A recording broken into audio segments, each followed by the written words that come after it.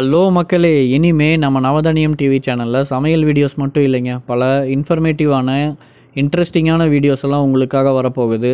இன்றைக்கி என்ன வீடியோன்னா, இஸ்ரோவில் நடக்க போகிற ஒரு ராக்கெட் லான்ச்சை பற்றி தான் பார்க்க போகிறோம். வாங்க பார்க்கலாம். இன்றைக்கி நம்ம இஸ்ரோவோட 51வது லான்ச் மிஷனுங்க. இந்த 51வது லான்ச் மிஷனில் பார்த்திங்கன்னா போலார் சேட்டிலைட் லான்ச் வெஹிக்கிள், அதாவது PSLV C49 அப்படின்ற ராக்கெட் மூலமாக 10 சேட்டிலைட் போக போகுதுங்க. அதில் EOS 01 அப்படின்றது வந்துட்டு நம்ம கண்ட்ரியோட சேட்டிலைட். அது வந்துட்டு பெரிய சேட்டிலைட்டாக இருக்கும். அது கூட இன்னொரு 9 சேட்டிலைட்டும் போகுதுங்க. எந்தெந்த கண்ட்ரியிலேருந்து போகுதுன்னு பார்த்தீங்கன்னா, லூதியானாலேருந்து ஒரு சேட்டிலைட் போகுது, 4 சேட்டிலைட் லக்சம்பர்க்லேருந்து போகுது, அதே மாதிரி யுனைடெட் ஸ்டேட்ஸ் ஆஃப் அமெரிக்காவிலேருந்து 4 சேட்டிலைட் போகுதுங்க. நம்ம சேட்டிலைட் EOS 01, அதாவது எர்த் அப்சர்வேஷன் சேட்டிலைட்ஸ். இந்த சேட்டிலைட் என்னென்னு பார்த்தீங்கன்னா, பூமியை கண்காணிக்கிற ஒரு சேட்டிலைட்டுங்க. இந்த சேட்டிலைட் மூலமாக நிறையா டேட்டாஸ் எடுக்கலாம். எடுத்துக்காட்டு பார்த்திங்கன்னா, விவசாயத்தை பற்றி டேட்டா எடுக்கலாம், தண்ணீரை பற்றி டேட்டா எடுக்கலாம், நம்ம சுற்றி இருக்கிற என்விரான்மெண்ட்டை பற்றி டேட்டா எடுக்கலாம், அதே மாதிரி டிசாஸ்டர் மேனேஜ்மெண்ட் பற்றியும் டேட்டா எடுக்கலாம்.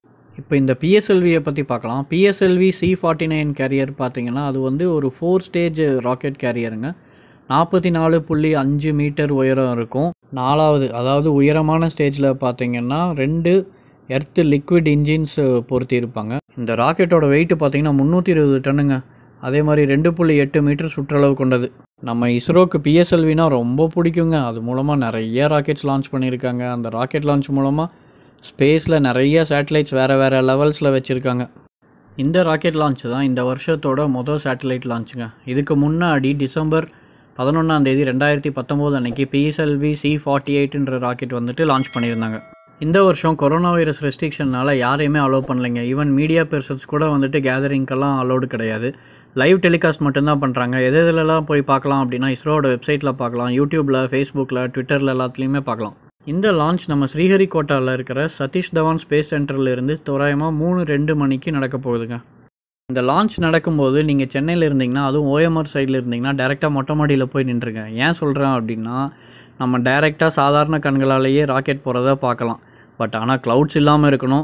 க்ளவுட்ஸ் இருந்துச்சுன்னா கண்டிப்பாக கஷ்டமாக தான் இருக்கும். பட் பார்க்கலாம். இப்போ இந்த வீடியோவோட எண்டுக்கு வந்தாச்சுங்க. இதே மாதிரி இன்னும் வேறு வித்தியாசமான சுவாரஸ்யமான தகவல்களோட இன்னொரு வீடியோவில் பார்க்கலாம்.